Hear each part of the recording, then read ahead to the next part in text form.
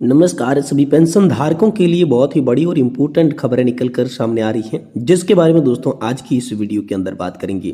जी हां दोस्तों, पहली बड़ी खबर की बात करें तो जंतर मंतर पर सरकारी कर्मचारियों ने पेंशन बहाली के लिए लगाई गुहार। जी हां दोस्तों, ओपीएस को लेकर बड़ी खबर आ रही है। पुरानी पेंशन पर कर्मचारियों की दहाड़, अंशदान भी जीपीएफ की तरह ब्याज सहित वापस मिले, ओपीएस भी दे सरकार। इसको लेकर दोस्तों आप सभी के लिए दिल्ली के जंतर मंतर पर कर्मचारियों ने बड़ा प्रदर्शन किया है। तो आखिर इस प्रदर्शन से आप सभी के लिए क्या बड़ी खबर निकल कर आई, वो भी दोस्तों आज की इस वीडियो के अंदर बात करेंगे। साथ ही साथ दोस्तों 78 लाख पेंशन भोगियों को मिला खास तोहफा। जी हां दोस्तों, पेंशन भोगियों के लिए बड़ी खबर आ रही है कि अब पेंशन वेरिफिकेशन के लिए नहीं काटने होंगे बैंक के चक्कर। इसको लेकर 78 लाख पेंशन भोगियों को शानदार तोहफा सरकार ने दे दिया है। तो आखिरकार कैसे चक्कर नहीं काटने होंगे पेंशन वेरिफिकेशन के लिए अब बैंकों के, और इसको लेकर क्या तोहफा मिला है, इसके बारे में दोस्तों आज की इस वीडियो के अंदर बात करेंगे। वहीं सरकार मिनिमम पेंशन को लेकर बड़ी खबर आ रही है। सरकार ने मिनिमम पेंशन और डीए पर बहुत ही बड़ा फैसला लिया है, तो इसके बारे में बात करेंगे। वहीं दोस्तों बिग ब्रेकिंग न्यूज है, ओपीएस को लेकर हम सभी के लिए बड़ी खबर है। पुरानी पेंशन योजना की बहाली को लेकर बेहद ही इंपॉर्टेंट खबर आप सभी के लिए निकल कर सामने आ रही है, तो इसके बारे में भी दोस्तों आज की इस वीडियो के अंदर बात करेंगे। यानी कि दोस्तों पेंशन धारकों से जुड़ी तमाम बड़ी खबरों की चर्चा इस वीडियो के अंदर करेंगे। इसलिए आप सभी से निवेदन है कि दोस्तों आज की इस वीडियो को आप लास्ट तक देखिएगा, और साथ ही हमारे चैनल पर नए हैं तो चैनल को भी सब्सक्राइब जरूर कर दीजिएगा। तो चलिए यहाँ पर सबसे पहली बड़ी खबरों को जानते हैं, जिनमें बात करें तो सरकार देगी मिनिमम पेंशन और साथ ही डीए पर आप सभी के लिए आई बड़ी खुशखबरी। सरकार ने बड़ा फैसला लिया है। जी हाँ दोस्तों, ईपीएस 95 मिनिमम पेंशन को लेकर लगातार मांगे उठ रही है। ईपीएस 95 राष्ट्रीय संघर्ष समिति मिनिमम पेंशन को 7,500 रुपए करने को लेकर बड़ी खबर निकल कर सामने आ रही है, जिसमें दोस्तों मिनिमम पेंशन 7,500 रुपए तो ज्यादातर मिल रही है, लेकिन इसमें न्यूनतम पेंशन नहीं मिल रही है। तो मिनिमम पेंशन को बढ़ाकर 9,000 रुपए किया जाए और न्यूनतम पेंशन 7,500 रुपए किया जाए। इसको लेकर नेशनल एजुकेशन कमेटी देश भर के अलग अलग स्थानों पर संघर्ष करने में जुटी हुई है और सरकार से मांग की जा रही है।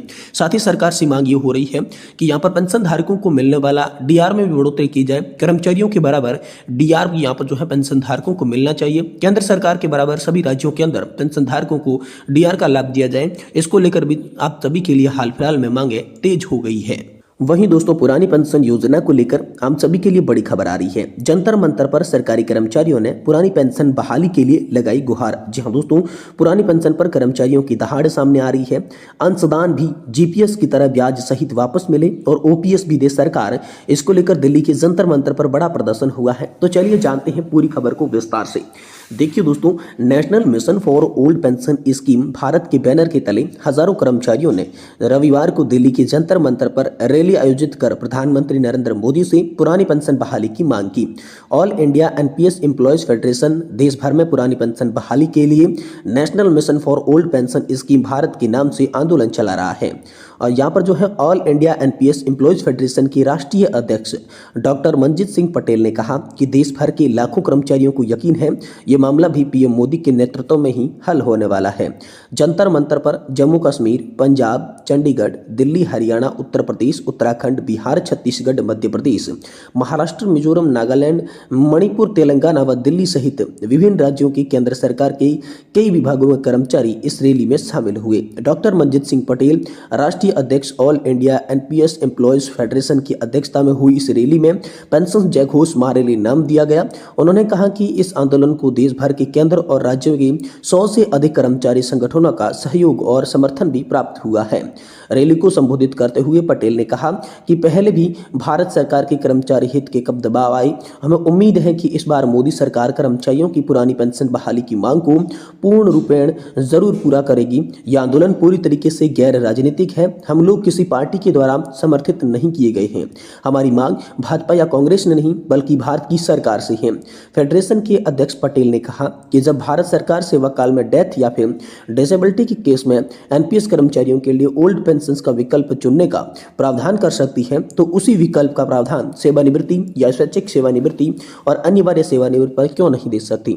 इस प्रावधान से कर्मचारियों को उनका अंशदान भी जीपीएफ की तरह वापस ब्याज सहित मिल जाए और पुरानी पेंशन व्यवस्था व्यवस्था भी, साथ ही पूरी नौकरी के दरमियान किया गया सरकारी अंशदान भी ब्याज सहित सरकार के पास ही वापस चला जाएगा। वहीं दोस्तों रैली में फेडरेशन के समस्त कर्मचारियों की तरफ से 2 मांगें प्रमुखता से उठाई गई। पहली मांग, कर्मचारी अंशदान पर जीपीएफ की सुविधा मिले। दूसरी, 25 वर्ष की जगह 20 वर्ष की सेवा पर महंगाई भत्ते के साथ अंतिम वेतन का 50% के रूप में पेंशन की गारंटी। जी हां दोस्तों, उत्तर प्रदेश के चतुर्थ श्रेणी कर्मचारी संघ प्रदेश अध्यक्ष क्रांति सिंह ने कहा कि प्रधानमंत्री नरेंद्र मोदी ऐतिहासिक फैसले लेने वाले व्यक्ति हैं। कर्मचारियों को भी केवल नाम से कोई लेना देना नहीं है। सरकार चाहे 2 मांगे पूरी करके एनपीएस यूपीएस का भी नाम बदलकर मोदी पेंशन स्कीम रख दे तो भी हम 1 लाख लोगों को प्रधानमंत्री का धन्यवाद और यहाँ पर स्वागत करेंगे। उत्तर प्रदेश के पंचायती राज सफाई कर्मचारी संघ के प्रदेश अध्यक्ष बलवंत लाल गौतम ने कहा कि चतुर्थ श्रेणी के कर्मचारियों का वेतन और नौकरी दोनों बहुत कम है। ऐसे में उन्हें रिटायरमेंट पर एनपीएस में कुछ नहीं मिलने वाला है, इसलिए पुरानी पेंशन ही एकमात्र हल हो सकता है। आज एनपीएस के चलते 1.5 लाख सफाई कर्मचारी असुरक्षित हो गए हैं। सरकार को पुरानी पेंशन योजना फिर से बहाल करनी चाहिए। All India NPS employees federation के दिल्ली प्रदेश के अध्यक्ष विनोद यादव ने कहा, हम सरकार का हिस्सा हैं जो सिलेक्शन प्रोसेस से आते हैं। हमारी मांग भी सरकार से है कि किसी पार्टी विशेष से नहीं है। महाराष्ट्र के सभी सहयोगी कर्मचारियों के साथ आए मोहम्मद जुल्फिकार मोहम्मद, जो कि ऑर्डिनेंस फैक्ट्री के नॉन गेजेट यूनिट के वरिष्ठ सदस्य और फेडरेशन की राष्ट्रीय सचिव है, उन्होंने कहा कि एनपीएस वास्तव में पेंशन का निजीकरण है जिसने सरकार को फायदा न है और न ही कर्मचारियों को फायदा है। All India NPS employees federation के महासचिव सुधीर रूप जी, जो कि दिल्ली स्थित हेडगेवार अस्पताल में कार्यरत हैं, उन्होंने पेंशन जय घोषणा रैली में कहा, मेडिकल सेंटर में काम करने वाले नर्सेज और डॉक्टर हर समय इन्फेक्शन के साए में रहते हैं। रूप जी ने कहा कि एनपीएस में सभी का सेवानिवृत्ति के बाद जीवन को सामाजिक, आर्थिक और सुरक्षा इंप्रेशन का खतरा होता है। उत्तर प्रदेश लोक निर्माण विभाग कर्मचारी संघ प्रदेश महामंत्री जेपी सिंह पांडे ने कहा कि लोक निर्माण के कर्मचारी भारत के निर्माण में लगे हुए हैं, लेकिन सरकार को शायद उन कर्मचारियों के बुढ़ापे की फिक्र नहीं है। यही वजह है कि सरकार एनपीएस और यूपीएस को देश भर के कर्मचारियों पर थोप रही है। उत्तर प्रदेश के राज्य कर्मचारी महासंघ के प्रदेश अध्यक्ष रामलाल यादव ने कहा, पुरानी पेंशन बहाली आसपास होने से केवल प्रधानमंत्री नरेंद्र मोदी से ही जो इसे पूरा कर सकते हैं, आस उनसे ही है। यहाँ पर जो है रेल में तकरीबन 40 बड़े कर्मचारी नेता शामिल हुए रैली के अंदर, जिसमें रामलाल यादव, जेपी पांडे, प्रदीप सरल, बंटी सिंह, राजेश भाटी, संजीव कुमार वर्मा, रमेश बरमोड़ा, मालिक रफीफ, जगमीत बाली, हरदीप सिंह कौर, प्रभत सिंह, नरेश जालोन, जनक सिंह रावत, तेजराज पटेल, आशीष कुमार सिंह, अंकुर त्रिपाठी विमुक्त, नीरज पटेल, शशिकांत सिंह, जय कुमार, जो आदि यहाँ पर लोग जो थे दिल्ली के अंदर जंतर मंतर पर बड़े प्रदर्शन में शामिल थे और उन्होंने पीएम मोदी से ये बड़ी मांग कर डाली है। वहीं दोस्तों पेंशन भोगियों के लिए बड़ी खुशखबरी है। अब पेंशन वेरिफिकेशन के लिए नहीं काटने होंगे बैंकों के चक्र। यहाँ पर 78.5 लाख पेंशन धारकों के लिए बड़ी खबर निकल कर आई है। देश के लाखों पेंशन भोगियों के लिए बड़ी राहत सामने आई है। अब रिटायरमेंट होने के बाद पेंशन का सत्यापन करने के लिए आपको बैंक जाने की जरूरत नहीं पड़ेगी। सरकार की ओर से कर्मचारियों के लिए शुरू की गई है कर्मचारी पेंशन योजना 1995 के तहत अब पेंशन भुगतान की एक नई व्यवस्था के तहत होगा। केंद्रीयकृत पेंशन भुगतान प्रणाली यानी कि सीपीएफ का सफल परीक्षण होने के बाद ये उम्मीद जताई जा रही है कि यह प्रणाली जल्द ही पूरे देश में लागू की जाएगी। कर्मचारी पेंशन योजना 1995 के तहत वितरण प्रणाली में बड़ा बदलाव किया गया है। श्रम और रोजगार मंत्री मनसुख मांडविया ने हाल ही में केंद्रीकृत पेंशन प्रणाली के प्रायोगिक परीक्षण के सफल समापन की घोषणा की और इस नई प्रणाली के तहत पेंशन भोगियों को पेंशन का भुगतान पहले से कहीं ज्यादा सरल और सुचारू तरीके से किया जाएगा। अब ईपीएफओ का प्रत्येक जोनल और क्षेत्रीय कार्यालय 3 से 4 बैंकों के साथ समझौता करेगा, जिससे पेंशन का वितरण कभी भी अधिक आसान हो जाएगा। ये मौजूद विकेंद्रीकृत पेंशन प्रणाली से हटकर एक आदर्श बदलाव के रूप में है। तो केंद्रीकृत पेंशन प्रणाली में पेंशन वितरण एक नई क्रांति लाई है।